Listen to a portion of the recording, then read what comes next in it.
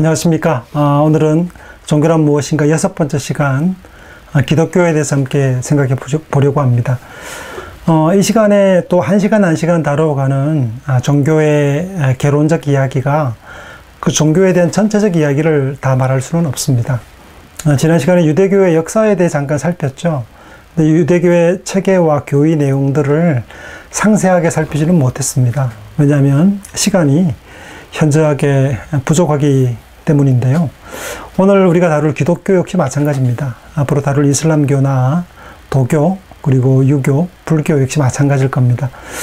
그렇지만 기본적인 개론들, 그리고 역사적 이해들을 살펴가는 것은 되게 중요하다고 생각이 되어집니다. 그리고 종교에 대한 기본적인 어떤 이해들, 또 개념들, 종교란 무엇인가에 대한 얘기를 다루고 있으면서 각 개론으로 들어가 살피는 것들이 왜 중요하냐면, 우리가 실제로 접하고 있는 사람들, 이웃들, 타인에 대한 이해가 종교적 신념과 굉장히 중요하게 밀접하게 연결되어 있기 때문입니다. 여러분 주변 친구들 역시 특정한 사유체계 혹은 세계관, 종교의 신념적 체계 속에 살아가고 사고하고 판단하고 살아가기 때문입니다. 그 판단에 대한 이해, 그 결정에 대한 이해를 하지 않고 좋은 교제나 나눔이나 토론, 대화, 또 상생의 길을 모색하기는 어려울 거라고 생각이 듭니다.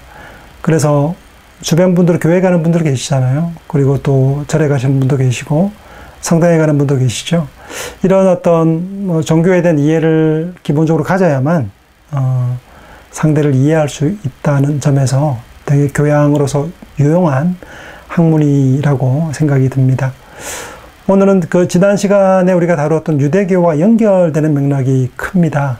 기독교는 아브라함의 종교, 3종교라 얘기하면 유대교, 기독교, 이슬람교라고 얘기합니다만, 그 이슬람교는 좀 더 거리가 좀 있어요.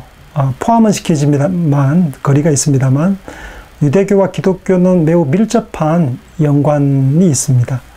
동일한 성경을 가짐에도 불구하고 기독교에서는 구약 성경, 그러니까 토라 외에 신약 성경을 인정한다는 측면에서 경전의 차이가 존재하긴 합니다만, 기독교는 유대교가 가지고 있는 구약 성경을 인정을 하고 있고 그것들을 포함하고 있다는 측면에서 연속성이 존재하고 있다는 점을 말씀드립니다.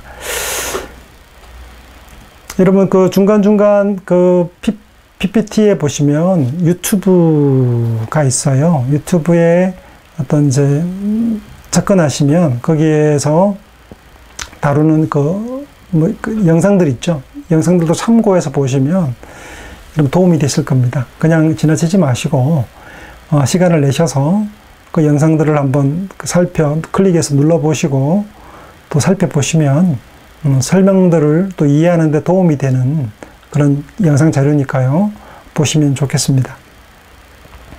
기독교는 유대교적 배경을 가지고 있어요. 구약 성경을 기본 토대로 하기 때문에 구약이 없으면 기독교가 형성되지 않습니다. 그런 의미에서 연속성을 가졌다라고 이야기할 수 있겠죠. 그래서 기독교는 유대교적 배경 속에서 바르게 이해될 수 있습니다. 그래서 유대교가 그 구약 성경을 빼버리고 기독교를 논하는 것은 불가능하다는 것이죠. 구약 성경의 예언했던 구약 성경에서 끊임없이 말하고 있던 그 예언된 인물이 누구냐면, 메시아가 누구냐면 바로 예수 그리스도이기 때문에 그렇습니다. 그 히브리어 메시아라는 단어는 그 히브리인들이 메시아라고 부르는 그 단어는 그리스어로 고치면 그리스도가 됩니다. 메시아라는 말은 기름 부음 받았다는 뜻이거든요. 그래서 기름 부음 받았다는 말이 그리스도라는 뜻입니다. 그래서 그 예수라는 말은 이름이라는 것이고, 이름이죠. 구원자라는 의미를 가진 이름입니다. 이름. 그러면 그리스도는 뭐냐 할 때 기름 부음 받은 그 직위를 가리킵니다. 직위. 그러니까 구약 시대 때 이스라엘에서 기름 부음 받은 사람들은 세 종류의 직분을 가졌습니다. 직위를 가졌죠.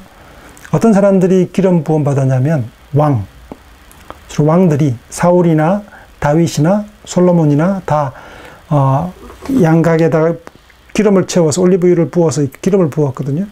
기름 부음을 받았다는 것은 왕이거나 또 성전을 해서 제사장의 역할을 수행했던 제사장들이 기름 부음을 받았어요. 그리고 선지자들이 기름 부음을 받습니다. 그러니까 메시아란 말, 이 그리스도란 말은 왕이고 제사장이고 선지자였다는 말입니다. 그러니까 예수 그리스도라고 말할 때 예수라는 말은 구원자라는 의미를 가진 구원할 자라는 의미를 가진 이름이고요. 이름이고 그리스도는 그의 역할을 수행하는 직임임을 이야기합니다. 직임. 공무를 수행하는 어떤 직위를 가리키는 거죠.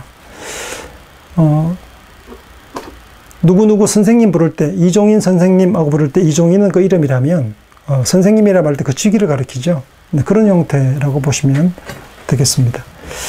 유대인들이 로마 식민지에서 구원할 해방자 그리스도를 기다렸죠. 그 식민지가 되고 난 이후로 잠시 이제 잠시 동안은 이제 뭐랄까 해방되고 자유가 된 때가 있었죠. 722년에 BC 이 북이스라엘은 아시리아에 의해서 파멸이 되었고요. 남유다는 BC 586년에 바벨론에 포로되어 갔다가 다시 돌아옵니다만 70년 뒤에 돌아옵니다만 그 나라의 왕위를 제대로 유지하지를 못해요. 어려워졌어요. 다른 나라에서 이렇게 침탈을 당하다가 마카비 혁명이 일어나고 그 주변 세력을 몰아내면서 하스모니안 왕조가 100년 동안 유지가 돼요. 그렇지만 곧 다가온 로마의 제국에 의해서 다시금 식민지가 되죠. 총독이 예수 그리스도가 살았던 그 시대에는 총독부가 설치되어서 식민지가 되었던 때였죠. 조선 총독부가 생겼던 것처럼 이 총독이 이제 정권을 장악하고 실제적인 그 권력을 장악했던 때였던 것이죠. 그래서 이 유대인들은 메시아가 오면 그 구약 성경에서 약속한 메시아가 오면 이 외세 세력들로부터 해방, 광복을 맞이하게 될 것이다. 다시금 다윗 때와 같은 그런 왕국을 탈환하고 회복해서 이 땅을 예루살렘을 수복하고 고토를 회복해서 안녕과 샬롬의 땅으로 살 수 있을 것이라는 기대를 가졌죠. 그런 메시아, 그런 그리스도를 기다렸던 것이죠. 그렇지만 우리가 잘 아는 것은 신약 성경의 복음서를 보면 본인이 메시아다, 본인이 그리스도라고 이야기했던 예수라는 인물이 그들이 기대했던 메시아가 아니었죠. 폭력과 군대를 가지고 로마 군단을 물리쳐내는 힘있고 강성한 형태의 전투적인 실제적인 나라에서 형성되는 나라를 구성한 이스라엘의 어떤 중심을 둔 그런 나라가 아니었단 말이죠. 굉장히 큰 실망을 했던 거죠. 사람들은 그 메시아, 자신들이 고대했던 메시아가 아니자 십자가에 못 박아 죽이게 되죠. 그래서 기독교는 유대인들이 버렸던 메시아, 예수 그리스도라고 주장했던 사람이 자신들이 기대했던 메시아가 아니었기 때문에 이스라엘의 회복이라고 말하는 물리적인 회복의 나라를 고대했습니다만 그렇지 못했죠. 근데 기독교에서는 그 물리적인 회복이 구약시대부터의 예언이 아니고 이스라엘의 메시아로 오신 그분이 온 만민들을 그의 십자가의 대속을 통해서 모든 죄를 용서하기 위한 나라와 열방, 나라뿐 아니라 모든 나라에 속한 사람들이 다 예수 그리스도를 믿고 그 그리스도를 중심으로 지금은 드러나지 않았지만 종국에 드러나게 될 하나님의 나라, 그리고 실제로 하나님의 나라의 통치를 받는 그런 신앙을 믿었던 것이죠. 그런 의미에서 유대교와 기독교의 구분들이 이루어지기 시작합니다. 그 유대교와 기독교의 큰 차이를 보자면, 유대교는 야훼만을 믿는 유일신론 혹은 단일신론이라고 얘기할 수 있죠. 그러나 기독교는 삼위일체 하나님을 믿는 신앙입니다. 가장 큰 차이예요. 뭐냐면 그 핵심 허두에는 뭐가 있냐면 예수 그리스도가 있습니다. 그 유대교에서는 하나님은 한 분이라 얘기를 해요. 하나님 한 분. 한 분이기 때문에 둘이 안 돼요. 근데 신약 복음서에 보면 예수님이란 분이 와서 자신이 하나님이라 얘기를 해요.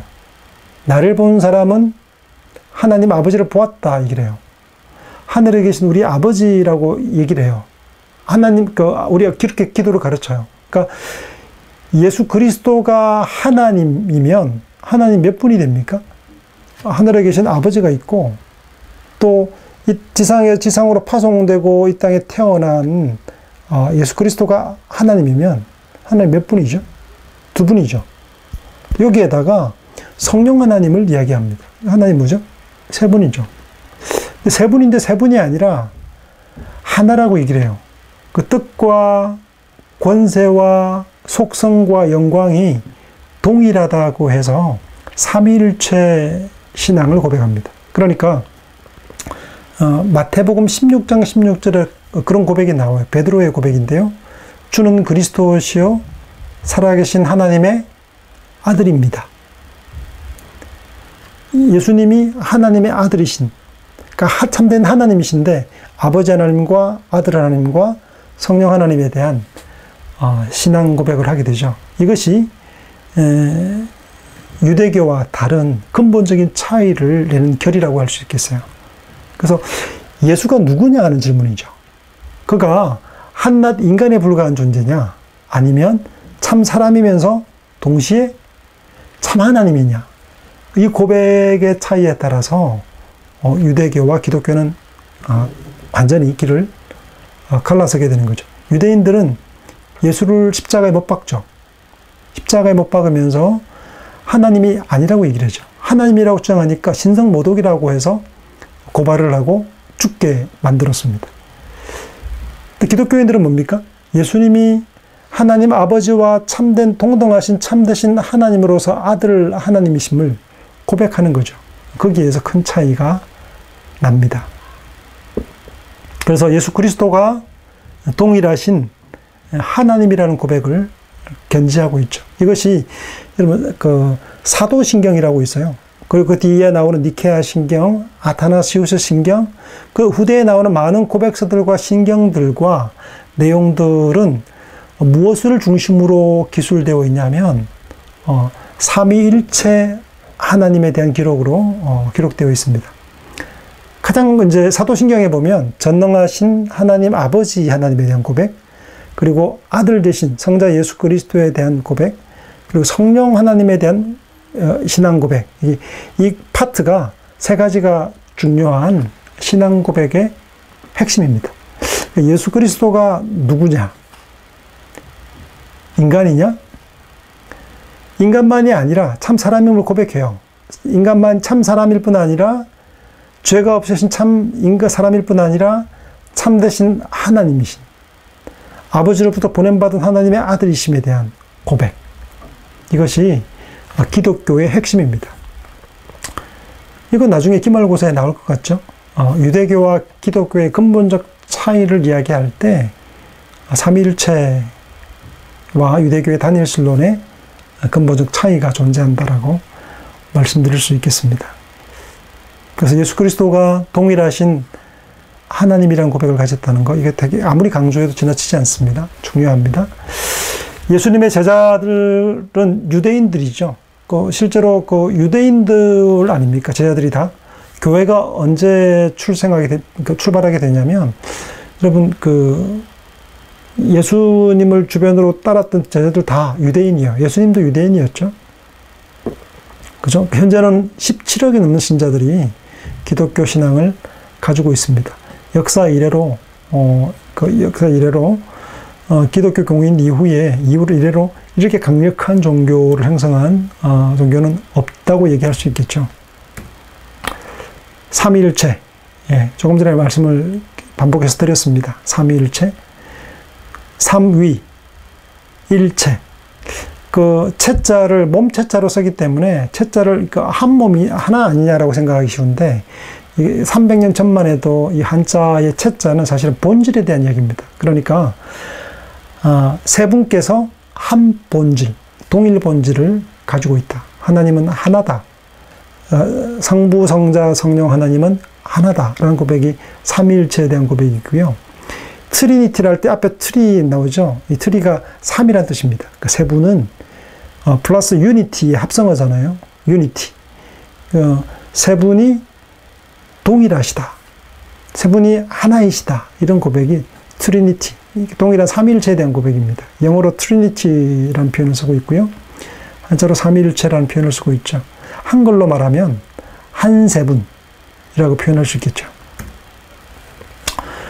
BC 4년쯤 되었습니다. 율리스 원력이 좀 틀렸죠. 그래서 지금 현재로서 정확해진 원력을 따라보면 BC 4년입니다. 원래 BC가 Before Christ라는 단어에서 나왔어요. Before Christ. 그 주전이라 그러죠. 예수 그리스도가 오기 전을 이제 Before Christ, BC라고 그러고 AD라고 주후라고 얘기하는데 AD는 아돈 도미니에서 주후라는 의미입니다. 라틴어에서 주후라는 의미인데 이게 사실은 그렇게 원력을 잡았습니다만 나중에 보니까 원력이 잘못되었죠. 그래서 사실은 BC 4년 어느 날 예수님이 출생했다고 보여지는데요. 12월 25일 날 출생하셨을까요? 400년경에 AD 400년경에 로마 태양실 축제일의 기념으로 했던 그 날을 크리스마스로 제정했던 거죠. 사실은 이제 그날이라는 근거가 전혀 없습니다. 동방교회에서는 1월 6일을 성탄절로 지킵니다. 1월 6일요. 어떤 학자들은 어느 봄날로 추정하기도 해요. 처녀 마리아에게서 탄생했죠. 사실 이 일은 창세기 3장 15절이나 이사야 7장 14절에서 처녀가 아이를 낳을 것이라는 예고가 미리 예언이 되어 있어요. 그 예언대로 처녀 마리아에게서 탄생한 거죠. 우리가 생식을 통해서 출생한다는 이런 어떤 것과는 되게 다른 어떤 기적 중에 하나죠. 처녀의 출생, 그리고 부활과 같은 내용들은 이제 큰 이제 어떤 기적, 이적에 해당되는 이야기를 할 수 있겠는데요. 예수 그리스도와 관련돼서 일어났던 일들이 이런 가장 중요한 일들 중에 하나가 처녀 마리아에게서의 출생입니다. 왜 처녀에게 출생해야 되냐면 죄 있는 자가 다른 사람들을 위해서 대속할 수가 없는 거죠. 흠없는 어린 양이 되어야 했기 때문에 죄 없는 자로 출생하기 위해서는 성령에 의해서 처녀에게 출생하셔야 됐다고 얘기를 하고 있습니다. 동방 박사들이 방문하죠. 아마 동방 박사들은 페르시아의 디아스포라이거나 이방의 왕들이냐 이런 의견이 분분합니다. 동방 쪽에 있으니까 메소포타미아 지역, 지금의 이라크 지역에서 왔다고 추정되는데요. 거기에서 왔던 사람들이니까 예전에 포로되어 갔던 사람들 가운데 돌아오지 않고 거기에서 터를 잡고 살았던 사람들이 메시아가 올 때를 따라서 찾아왔을 것이다 라고 보는 사람들이 있고, 또 아니면 이방의 왕들이다, 지혜자들이다, 별들을 살피는 것 보아서는 천문학자들이고 마기, 즉 학자들이다 라고 보는 사람들도 있습니다. 정확하게 표현되어 있지는 않아요. 그리고 그 동방 박사들이 별을 보고 예루살렘에 오죠. 왔다가 헤롯 왕에게 찾아 들어갑니다. 그래서 왕이 어디서 나겠느냐 묻습니다. 별이 갑자기 보이지 않아서 찾아 물었던 거죠. 그때 예루살렘에 소동이 일어났습니다. 이 헤롯은 정말 권력욕에 야심을 가진 사람이었기 때문에 이제 동방 박사들에게 찾아 인사하고 난 다음에 나에게 꼭 거쳐서 어디 나도 경배할 테니까 꼭 일러달라 얘기하고, 하지만 꿈에 동방 박사들에게 천사들이 나타나서 헤롯에게 가지 말라고 경고를 하죠. 그래서 바로 돌아가니까 화가 나서 베들레헴에서 날 것이라는 것을 알고 곧 주변의 사람들에게 예언을 찾아서 2살 아래의 아이들을 모조리 다 학살했던 끔찍한 범죄를 저질러기도 했습니다. 이런 헤롯의 추격을 피해서 이집트로 피난해 있었죠. 이집트로 내려갔다가 이제 헤롯이 죽고 난 이후에 이제 다시금 돌아오는데 베들레헴으로 돌아오는 것이 두려웠을 겁니다. 여전히 이제 그 살기등등한 유대인의 왕이라고 이제 칭송되었기 때문에 왕에 대한 추적들과 추격이 계속해서 유지될 수 있다는 두려움에 빠져서 예수님이 왕으로 생각되었기 때문에 이제 추격할 수 있는 위협들이 있어서 저기 북부지방 갈릴리 나사렛으로 이동해 가게 됩니다. 총구석이거든요. 나사렛은 갈릴리 쪽으로, 예루살렘에서 한참 떨어진 북방 쪽이고, 그것은 방골의 땅, 그러니까 오늘날로 조선시대로 치면 함흥과 같은 곳, 이성경에 나왔던 곳 같은 곳이죠. 함흥으로 저기 나사렛으로 올라가서 생활을 하게 됩니다. 숨어 지내게 된 것이죠. 방골의 땅, 그곳에는 끊임없이 이제 반골이, 그 반역들이 일어났어요. 투쟁들이 일어나고, 그리고 폭동들이 일어나기도 하고, 혁명이 일어나기도 하고, 혁명은 못됐죠. 그러니까 난들이 일어났던 거죠. 그곳에서 이제 요셉과 어머니 마리아 아래에서 아버지 요셉이 목수였습니다. 이전 목수는 나무만 다루는 게 아니고 돌도 다루었어요. 그래서 목수 혹은 석수의 역할로 생계를 유지하고 지냈죠. 12살 때 예루살렘 성전으로 올라가서 랍비들과 토론을 합니다. 근데 박사들이 이기지 못하죠. 놀라게 되는 장면을 보게 되고, 그리고 세례 요한이 이제 예수 그리스도의 오심을 예고하고 난 다음에 그 당시 작은 헤롯의 어떤 불륜을 비판했다가 체포되어서 목이 잘려 죽게 됩니다. BC 27년에 이제 갈릴리로부터 세례 요한이 죽고 난 이후로 이제 자신을 드러내어서 공생이라 그러죠. 그 이전까지는 30살 이전까지는 사생이라 그러고, 이제 공적으로 자신이 그리스도임을 밝히면서 복음 사역을 수행했던 때를 공생애라고 부르는데요. 하나님 나라 선언으로 공적 생애를 시작하게 됩니다. 율법의 본의들, 그러니까 잘못된 바리새인들과 서기관들의 가르침을 교정하고, 잘못된 안식일 규례를 비판하고, 종교 지도자들과 대립하게 되죠. 그래서 끊임없이 쫓아다닙니다. 제자들만 따라다니는 게 아니고 많은 사람들이 따라다니니까 그것이 위협이 된다 생각을 해서 그 당시에 사내들인 공의원들과 그리고 또 종파들 있죠. 사두개파, 또 바리새파 이런 사람들이 추격을 하면서 예수 그리스도의 어떤 잘못된 점들을 찾기 위해서 질문하고 시험하고 노림수를 계속해서 가지는 모습을 보게 됩니다. 그럼 나중에는 죽이기를 모의하고 죽이기 위해 길을 찾게 되는 모습들을 계속해서 볼 수 있습니다. 참 인간, 참 하나님. 그러니까 예수 그리스도가 누구냐라고 말할 때 한 분 그리스도인데 두 속성을 지녔다고 얘기합니다. 두 속성. 그러니까 하나님이자 참 사람이라고 얘기하죠. 그분이 한 분 그리스도라 얘기를 합니다. 그 배를 타고 이제 고물 베고 예수님은 주무시고 제자들은 폭풍 속에서 막 갈릴리 바다에서 고송할 때 고물 베고 폭풍 속에서 주무시고 계시니까 막 깨웁니다. 우리가 죽게 되었는데 왜 이렇게 있습니까? 하니까 예수님이 고물 베고 피곤해서 이렇게 주무시잖아요. 참 인간이잖아요. 고물 베고 주무시다가 딱 일어나가지고 바다에 잔잔하라니까 바다가 잔잔해졌어요. 호수가. 제자들이 깜짝 놀라고 이가 뉘기에 바다도 순종하는가라고 얘기를 하죠. 인간적인 면모, 피곤함 때문에 누워있는 모습이나 허기짐과 배고픔 때문에 아파하는 것이나 인간이어야만 죽을 수 있잖아요. 그러니까 사람을 대속하기 위한 죽음을 당하기 위해서는 참 사람이어야 했죠. 신이 죽을 수는 없죠. 사람만이 죽을 수 있죠. 신은 불멸에 속한 거기 때문에 죽을 수 없잖아요. 근데 사람만이 죽을 수 있으니까 참 사람만이 대속의 죽음을 당할 수 있어요. 그렇지만 죽고 나면 끝나면 아무 소용이 없죠.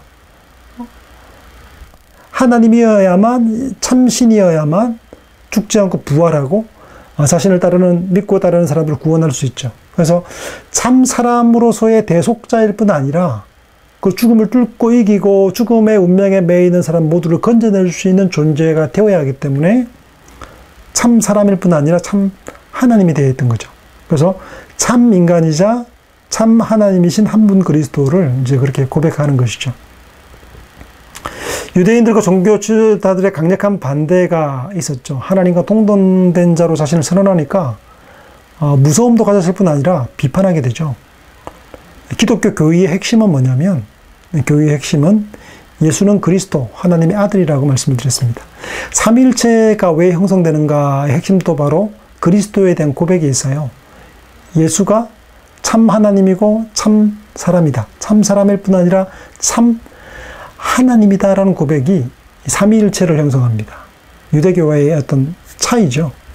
기독교 교의의 핵심이 예수 그리스도가 누구신가 하는 거죠. 누구냐? 하는 질문인 거죠. 주는 그리스도시요 살아계신 하나님의 아들입니다. 기독교의 특성은 되게 여러 가지로 드러나고 있는데요. 성육신, 신이 사람이 되어서 죄인 대신에 십자가에서 죽었다는 것. 죽음의 문제, 죄의 문제를 해결할 수 있는 것은 아담 이래로 사람이 해결할 수 없다고 본 거죠. 사람들은 자신을, 불교의 근본적 차이잖아요. 불교는 스스로가 불성하는 거잖아요. 구원을 스스로 하는 것입니다. 사실은 어떻게 보면 철학이라 할 수도 있고 종교라고 말할 수도 있는데, 불교 같은 경우에는 다른 신앙의 대상이 신이 아니라 신들이 인간을 숭배하는 존재가 되는 거죠. 자신이 신이 되는 거죠. 자신이 불성하는 것이고 자신이 스스로를 구원하는 자력 구원인 거예요. 근데 기독교의 특징은 뭐냐면, 신이 사람이 되어서 사람을 대신해 죽음을 통해서 구원한다는 타력 구원의 특징을 가집니다. 그러니까 사람이 스스로 죄인된 상태에서, 이런 죄된 본성을 가진 상태에서 스스로를 구원할 수 없다고 본 거죠.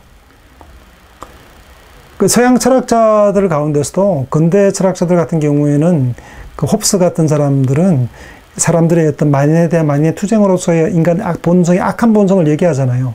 나쁜 본성을 가졌기 때문에 스스로 구원할 수 없다고 보여져요. 그의 국가론 같은 경우도 리바이아탄 보면, 그렇기 때문에 사회 계약을 통해서 이렇게 어떤 스스로 보호하는 장치를 마련해야 된다 얘기를 하죠.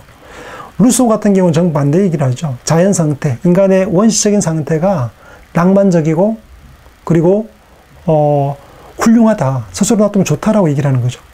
만약에 사람들은 모방하기 때문에 악해지는 것이지, 섬에 어른들이 없는 곳에 아이를 둔다면 아이들은 아마 천사처럼 자랄 것이다 얘기를 하죠. 사실일까요? 여러분, 아이들은 천사입니까? 정말 잠잘 때만 천사인 건가요? 어떤 때는 악마의 모습을 보지 않습니까? 이런 어떤 다툼들이 있는데, 인간 본성에 대한 거예요. 인간의 본성이 선해야만 스스로 불성할 수 있겠죠? 근데 인간의 본성이 타락했고 죄인된 상태라면, 악한 본성을 가졌다면 스스로 구원할 수 없다고 본 거죠. 그래서 타력 구원, 신이 대신하여 속죄함을 통해서 구원받는 길 외에는 없다고 본 것. 그래서 성육신의 목적이, 이유가 있죠. 성육신 되지 않으면, 신이 사람이 되지 않았다면 아마 우리는 구원받지 못했을 것이라고 보는 것이죠. 부활 역시 마찬가지입니다. 이것은 성육신은 참 인간됨에 대한 강조점이 굉장히 있다면, 부활은 참 신, 참 하나님됨에 대한 강조가 있어요. 신이 아니라면, 예수란 인물이 단지 사람으로서 십자가의 형틀에 못 박혀 죽은 것으로 끝났다면 안 된다는 거죠. 우리 구원이 불가능하다 얘기하죠. 소망이 없다는 거죠. 근데 부활은 소망이라고 말하는 이유가 뭐냐면, 부활을 통해서 믿는 예수 그리스도가 참 하나님이기 때문에, 참 신이기 때문에 우리의 죄를 대속할 뿐 아니라 부활을 통해서 우리의 모든 죄를 구속할 뿐 아니라 구원하신다는, 또 우리로 하여금 회복한다는 것에 대한 확정을 한 것, 이것이 부활로 보는 것이죠. 그래서 성육신이 참 인간됨에 대한 포커스가 있다면, 부활은 참 신, 참 하나님됨에 대한 고백, 이게 바로 기독교 교리의 핵심적인 부분이고 특성입니다. 어디에도 신이 인간이 되었다는 변신의 모습은 있지만, 그러나 이렇게 온전한 사람으로서의 모습, 그리고 온전한 신의 모습으로서의 중보자의 역할, 이것들은 사실은 독특한 부분을 가지고 있죠. 배타적인 교회 체계를 가지고 있는데, 여러분 클릭해서 한번 살펴보시면 좋겠습니다. 시간이 많지 않아서 이렇게 넘어가겠습니다. 기독교가 확장이 됩니다. 공적 생애 3년간 죽잖아요. 죽음을 당하고 난 이후에, 죽음 이후에 다들 제자들은 뿔뿔이 흩어져 각자의 삶으로 돌아가 버려요. 어부들은 어부의 일로 돌아가고요. 세리워로 있던 사람은 그냥 방황하며 돌아갔습니다. 각자 자기 일로. 이제 끝났으니까. 죽고 나면 다 끝났잖아요. 근데 부활해서 제자들 다시 찾아가요. 그때부터 시작해서 이제 제자들을 불러 모으고 40일 동안 500여 형제들을 불러 모아 교훈하고 다시금 부활한 모습을 보이면서 가르칩니다. 함께 먹고 마시면서 가르치고 40일 뒤에 승천합니다. 눈에 보이는 데서 하늘로 올라가죠. 그러면서 사명을 주었죠.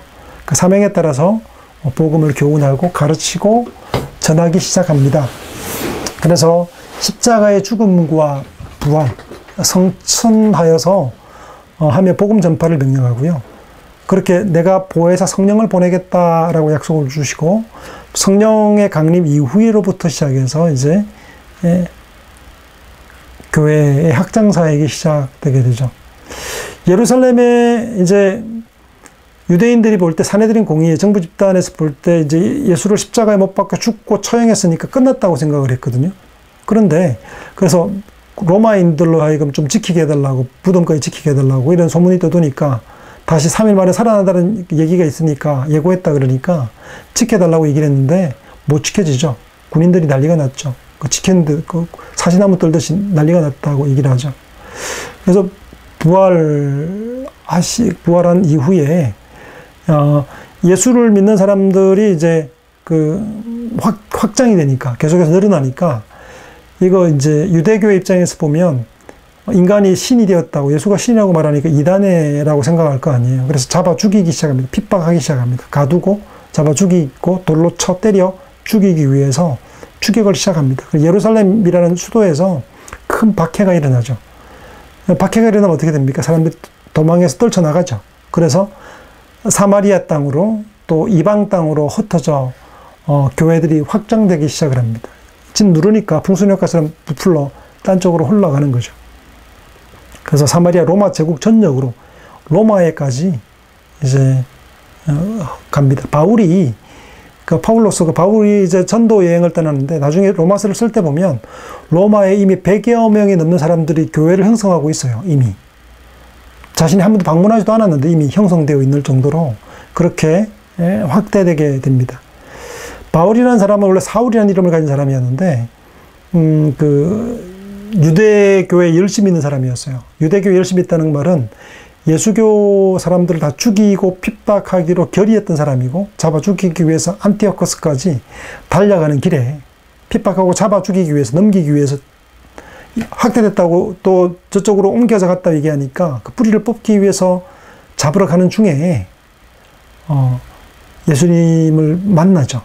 빛난 것 가운데, 빛 가운데 만나게 돼서 변화가 되고 난 다음에 이 바울이 이제 1차, 2차, 3차 전도여행, 이 주중해권 위쪽 있죠. 아프리카 남쪽 이쪽 말고요. 북쪽 쪽으로 해서 마케도니아로 건너서 유럽 쪽에 결정적으로 이제 복음을 전하는 일들을 하게 됩니다. 지도에 보면 바울의 3차 전도여행이 있죠. 마지막에는 이제 포성줄에 묶여서 어디로 가냐면 이제 로마까지 가죠. 바울은 다소 출신인데 태어날 때부터 로마인이기도 했어요. 그러니까 식자층이었고 힘도 있었고 시민권도 존재했던 아주 이렇게 독특한 인물이었죠. 가이사, 시저에게 유대인들의 어떤 문제에 포로되고 잡히고 하니까 시저에게 호소하죠. 호소권이 있거든요. 시민권자들은 판결을 이제 가이사에게, 시저에게 요구할 권한이 있기 때문에 권한을 요구해서 감옥에 묶인 채로 배를 타고 마지막 로마까지 올라가게 되죠. 그 로마에 가서는 시위대, 뜰 안에 있어서 시위대에서 감옥에 있었는데, 시위대는 주로 어떤 사람들이 보초를 쓰냐면 그 시저 있죠. 그 황제를 보호하던 사람들이 주로 이제 있는 곳이에요. 거기에서 복음 전도를 편지로 쓰기도 하고 복음 전도를 하기 때문에 군 장교들에게 복음이 들어가기 시작을 하죠. 그것이 나중에는 그 100년, 200년 지나면 흘러가면서 어떻게 되냐면 그 당시 엘리트는 군인들이었는데 이 군인들에서 핵심자들이 나오고 그렇게 해서 결국에는 이제 로마 세계 전체가 콘스탄틴에 의해서 기독교 공인하기 전부터 그런 변화들이 계속 일어났는데 전체가 다 이제 국교가 되는 형태로 이렇게 변화되게 되죠. 유대교 회당의 디아스포라와 매우 비슷한 형태를 지니고 있습니다. 교회는 구약에서 카할 혹은 에다라 부르는 단어가 이제 신약의 그리스어로 옮겨지면서 시나고그 혹은 에클레시아로 번역되는데요. 에클레시아라면 민회 혹은 회집하는 회의 모임 같은 걸 뜻합니다. 민회 같은 걸 뜻하는데 에클레시아라는 단어가 에크, out of, 칼레오, 부르다, 밖으로 부름받은 사람들의 모임이라는 의미이기도 한데 실상 에클레시아라는 그 단어는 고대 그리스 사회에서 어떤 민회라든가 어떤 길드 같은 어떤 회집의 모임으로 에클레시아라는 용어가 많이 사용되고 있었어요. 그것이 이제 고유명사화되면서 교회란 이름으로 불려지게 됩니다. 회당. 여러분, 유대교 유대인들은 성전 중심으로 형성되어 살아갔는데 성전이 파괴되고 없어지잖아요. 성전이 파괴되고 난 다음에 바벨론 포로되어 갈 때 그 사람들은 각자 흩어졌어요. 흩어져서 성전이 없으니까, 시나고그 회당이 생겨요. 회당. 회당을 중심으로 해서, 이제 유대인 공동체를 형성하게 된 거죠. 교회는 회당이 없죠. 예수 그리스도가 승천해서 보좌 우편에, 하나님 우편에 계신다고 생각하기 때문에 그분을 중심으로 형성된 회당 형태로의 어떤 예배. 이제 더 이상 성전 제사가 필요 없기 때문에, 그리스도의 제사가 끝났기 때문에, 종결되었기 때문에, 이제 예배하는 관계 속에서의 어떤 회집, 교육, 예배, 이런 것들이 이제 진행되게 된 거죠. 그것이 바로 교회의 모습이 된 겁니다. 그래서 회당의 시나고그랑 되게 유사한 형태를 지니고 있습니다. 그리고 초기 회당과 교회가 완전히 분리되기 전에는 회당에서 많이 가르쳤어요. 바울도 그랬고 예수 그리스도가 공생애 동안에도 회당에서 성경을 낭독하고 가르치기도 했어요. 그 회당과 교회가 이제 이스라엘이 멸망하기 전까지 AD 70년에 완전히 멸망하기 전까지는 거의 완전히 구분되지 않았다가 점점 완전히 구분된 형태로 나누어지게 됩니다. 그래서 회당, 어디 전 세계로 가도 유대인 네트워크에 가면 다 회당이 있습니다. 시나고그가 있죠. 마찬가지로 기독교도 시나고그의 형태처럼 교회로 각 지역마다 구성되는 형태로 존재하게 됩니다. 그래서 교회라는 말은 건물을 뜻하는 뜻이 아니고요. 부름받은 사람들의, 그리스도에게로 부름받은 사람들의 모임이라는 뜻으로 성도들의 교제, 그리스도에게 한 몸으로 부름받은 사람들의 모임이라는 뜻으로 교회라고 불려집니다.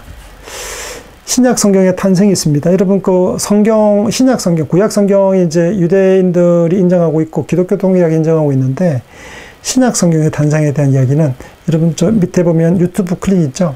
꼭 클릭해 주셔서 신약 성경의 어떤 역사성에 대한 이야기를 한번 꼭 들어보시기를, 시청해 보시기를 바랍니다. 제가 시간 많지 않기 때문에 지금은 틀지 않겠습니다. 성경에 놀라운 것은 뭐냐면 약속과 성취라는 일치와 통일성이 있습니다. 그 다른 경전들이 많이 있잖아요. 그 다른 모든 종교들마다 경전들이 존재하고 있는데, 이 성경이라는 이 바이블의 독특성이랄까요? 특징이라는 것은 그 일치와 통일성이라는 놀라움이 있습니다. 1600년간의 간격을 가지고 기록이 됐어요. 창세기부터 모세 때부터 시작해서 마지막에 이제 서신사가 요한계시록까지 1600년간의 간격이 있는데 40명의 저자가 기록을 했습니다. 그런데 이게 통일성이 존재해요. 1600년간의 기간이 어떤 기간입니까? 어마어마한 기간이죠. 그 많은 세월 동안에도 일체성이 정확하게 존재하고 있다는 것이 놀라운 것이죠. 또 하나의 놀라움은 그 원본과 사본, 정경으로 결정되는 과정과 교회 회의들이 있는데, 그 문헌들이 성경만큼 많은 사본들이 많은 것도 없어요. 사본이 엄청납니다. 그런데 그 사본의 통일성과 일치성이 조금 놀랍습니다. 그 1000년 전에 기록된 것들, 또 뭐 쿰란에 있는 사본들, 마수라 텍스트, 레닌그라드 사본, 그 러시아에 있는 사본들, 이 사본들을 보면 사본들을 비교할 거 아니에요. 근데 연대가 그렇게 차이가 남에도 불구하고 내용 기록들의 차이가 그렇게 많지 않습니다. 거의 일치하는 형태가 놀라움들을 주고 있죠. 뭐 쿰란에서의 어떤 사회 사본을 취득하게 된 경위들도 재미있긴 한데요. 원래 목동이 이제 양을 치다가 그 사해에 가면 쿰란 동굴이 있어요. 금단 동굴이 있는데 그 동굴에 굴이 있기 때문에 목동들이 놀다가 심심하잖아요. 그래서 돌을 쥐고 던지죠. 구멍에 돌 넣기 하잖아요. 재밌게 하잖아요. 그런 것들. 돌 넣기 하다가 와장창 소리가 난 거예요. 항아리가 깨어지는 소리였죠. 그 항아리 안에 이 사본들이, 두루마리 사본들이 존재했던 거죠. 뭐 이런 이야기들을 뭐 어떻게 발굴되어졌는 이야기들, 이런 이야기들이 있는데 이것들도 이제 여담으로 들으시면 좋을 것 같습니다. 성경의 66권이 공식 선언된 것은 이미 초대 교회 때부터 구약 39권, 신약 27권이 성경으로 인정되었습니다. 처음부터, 그러니까 초기의 교회 때부터 구약의 39권이죠. 그리고 신약의 27권이 성경으로 인정되었는데, 이 성경의 정경에 대한, 캐논에 대한 비판적 사유와 이단들이 계속 등장하니까 공식화를 요구하게 되죠. 그래서 교회 회의들이 여러 번 열리게 됩니다. AD 90년에 랍비들이 얌리아에서 39권을 이제 구약 성경으로 확정하고요. 교회에서도 397년 카르타고 교회 회의를 통해서 구약 39권, 신약 27권을 공식적으로 확정해서 성경 66권이 정경, 캐논으로 확정 선포되게 됩니다. 근데 그 이후에도, 이전에도 계속해서 처음부터 그렇게 접합되는데도 불구하고 논의들이 있어서 교회 회의를 통해서 확정하는 일들이 반복적으로 일어났던 것이죠. 313년입니다. 박해 기간이 있었죠. 그러니까 이 기간 동안 황제들이 이제 기독교인들을 이제 로마 화재의 원인이다. 우리 옛날 제일조선인들이 뭐죠, 이렇게 우물에 독을 풀었다고 해서 뭐 관동 대지진 이후에 학살을 많이 당하잖아요. 그 음모론이죠. 음모론에 학살되고 어려움을 겪었던 것처럼 로마에 화재가 났는데 네로가 도시를 재건하기 위해서 불을 질렀는데 그 화재의 원인을 기독교인들에게 돌리니까 기독교인들에 대한 이제 증오와 분노가 폭발하니까 사자밥으로 던지면서 이제 그 뭐죠, 정치 해결 문제를 풀어갔던 거죠. 그렇게 해서 네로 때 또 다른 황제들에 걸쳐서 많은 어떤 박해를 당합니다. 313년에 이르러서야 이제 콘스탄티누스가 이제 그 정적을 제압하고 밀라노 칙령을 반포합니다. 신앙의 자유가 허락된 거죠. 325년에 니케아 공의회를 통해서 교회 분열을 막고자 이제 아리우스와 아타나시우스의 그리스도 신성 논쟁에 대한 논쟁을 벌이고 그걸 이제 정리하게 됩니다. 이런 회의들이 계속 벌어져요. 국가와 관련돼서요. 나라와 관련돼서 제국과 교회가 함께 가는 형태가 되는데, 사실은 이제 국교가 나중에는 선포되고 난 이후로는 392년입니다. 데오도시우스가 이제 기독교를, 그 밀라노 칙령은 모든 종교의 자유를 허락했다면 390년에 데오도시우스는 이제 기독교를 로마 제국의 국교로 확정합니다. 그렇게 되면 어떻게 되겠습니까? 공무원들은 다 기독교인이 되어야 된다는 거죠. 국교가 되니까. 국가 종교가 된 거잖아요. 그러면 참된 신앙이 없어도 어떻게 해야 됩니까? 승진하고 또 공무를 수행하고 장군의 역할을 감당하고 또 성공적인 삶을 살기 위해서는 교회에 가야 되는 거죠. 그렇게 형식적인 종교인들이 출범되게 된 거죠. 종교적 자유는 있어 좋아졌을지 모르지만 교회의 부패가 이때부터 본격적으로 시작된다고 이야기할 수 있겠습니다. 그러니까 참된 신앙이 아니어도 그냥 이렇게 국교로 공인되다 보니까 모든 사람들이 이제 교회에 오게 되죠. 가담하게 되고, 그러면서 문제들이 권력욕을 가진, 야욕을 가진 사람들도 참신자가 아니어도 이제 참여하기 때문에 교회가 부패하게 되는 거죠. 395년에 가면 로마 제국이 동로마와 서로마로 분열되게 됩니다. 그래서 이건 교회의 분열과도 연관되어 있고요. 451년에 칼교동 공의회에서 예수의 신성과 인성, 양성 교리를 확정하죠. 참 사람, 참 하나님 아까 얘기했죠. 그 교리를 확정하게 됩니다. 초기 때의 교회 이단들이 많이 등장했습니다. 에비온파, 유대인, 예수님도 유대인이었고, 그리고 제자들도 유대인들이었잖아요. 그래서 유대파 극단주의 기독교인데 유대인이 되어야 이제 기독교인이 될 수 있다고 주장하는 사람들이 에비온파 사람들이에요. 그러니까 할례 있죠, 할례. 그 할례를, 그 남성의 포피를 벗겨 수술하는 것인데 유대인이 되는 특징이거든요. 할례를 받아야 세례를 받을 수 있다. 뭐 이런 형태로, 문화 근본적인 형태로. 그러니까 유대인이 되어야 기독교인이 될 수 있다고 주장했던 에비온파 같은 사람들이 이단으로 정제되었습니다. 영지주의, 이언론을 주장했던 사람이죠. 말시언파, 그리고 몬타누스파, 광신적인 거 있죠. 성령운동하고 막 급진적인 순결주의 운동하고 이런 사람들이 이단으로 정제되었습니다. 노마티안, 도나투스파, 이런 사람들도, 분열을 조장했던 사람들도, 또 네스토리우스와 같은 반성론, 주장했던 사람들도 한인격 두 본성에 대한 확정으로, 참사람 참하나님이신 한 분 그리스도에 대한 확정으로 이단으로 정죄하게 됩니다. 동서교회가 분리되게 됩니다. 그 이전부터 동로마, 서로마로 나누어져서 알력이 생기게 됐는데, 결정적으로 1054년에 공식적으로는 동방교회와 서방교회가 분리하게 되죠. 문화사상적 차이는 영토로만 쉽게 극복될 수 있는 문제가 아니었습니다. 그래서 8세기, 9세기 성화상 논쟁, 이런 논쟁도 있었고요. 9세기 후반에 포티우스 논쟁이 있습니다. 그리고 필리오케 논쟁과 결정적이었는데, 필리오케 논쟁, 서방교회 사도신경 필리오케 삽입, 그리고 아들로부터라는 말이 이제 필리오쿠베라는데요. 이 논쟁으로부터 이제 내용적으로는 필리오쿠베 논쟁이지만 사실은 이제 정치적 문제가 더 컸다고 보여지죠. 서로 이제 험베르토와 겔라리우스가 서로를 파문하게 됩니다. 그래서 상대를 파문하기 때문에 1054년부터 시작해서 이제 공식적으로 동서방교회가 분리하게 되었습니다. 서방교회는 우리가 잘 알고 있는 여러분, 로마 카톨릭, 로마 교회죠.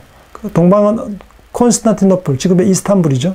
터키가 점령하기 이전이었으니까 비잔틴 제국이라고 말하는 동로마 제국, 거기에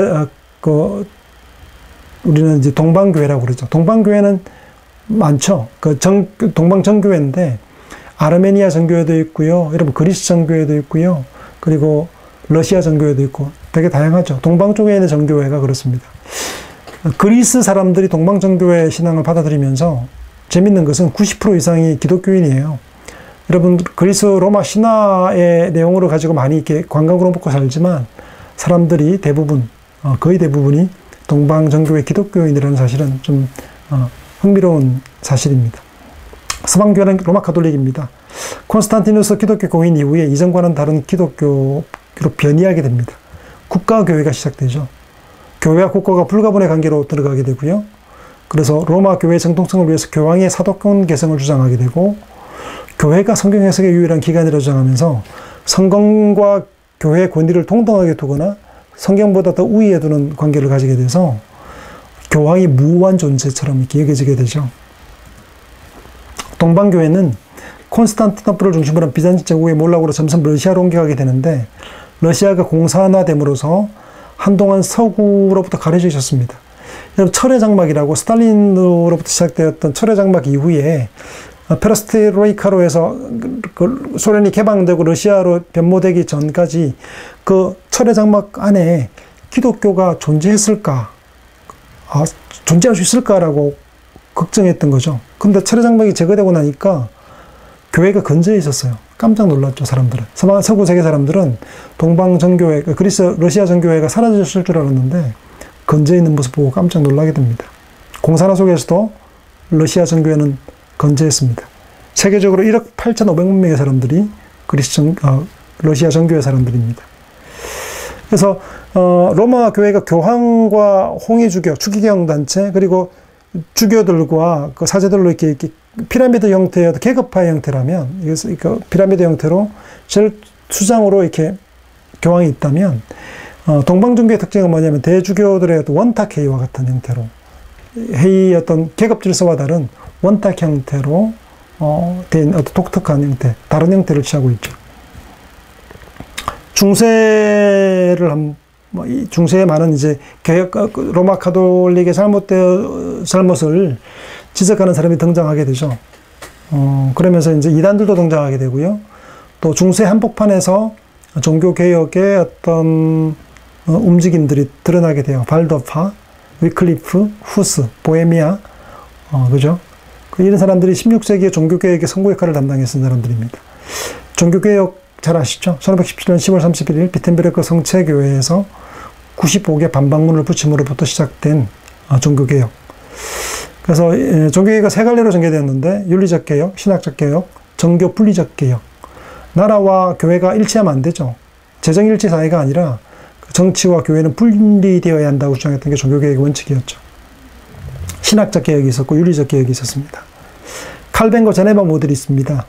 루터를 중심으로 한 독일과 북유럽, 스칸디나비아가 루터교였다면 스위스에 있던 제네바, 스트라스부르 이런 사람 지역, 그리고 이 제네바 영향을 받았던 스코틀랜드가 이제 존 녹스를 중심으로 해서 장로교회가 성립하게 돼요. 그래서 장로교회, 침례교회 이런 교회들이 네덜란드나 영국에서 거슬러 미국으로 건너가고 신대륙에서 다시금 한국으로, 중국으로 들어오게 되죠. 네, 그러니까 영국은 이제 모든 세계를 제패했던 나라 아닙니까, 당시에?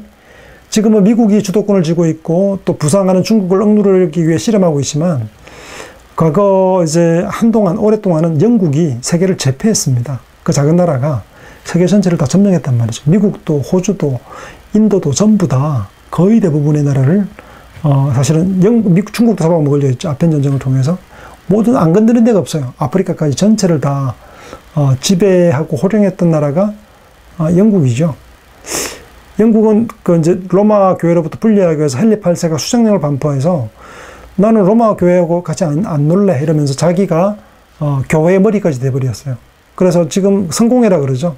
앵글리칸 처치는 사실은 성공회인데 로마 교회와 분리된 형태죠. 17세기 영국의 수정령을 반포하고요.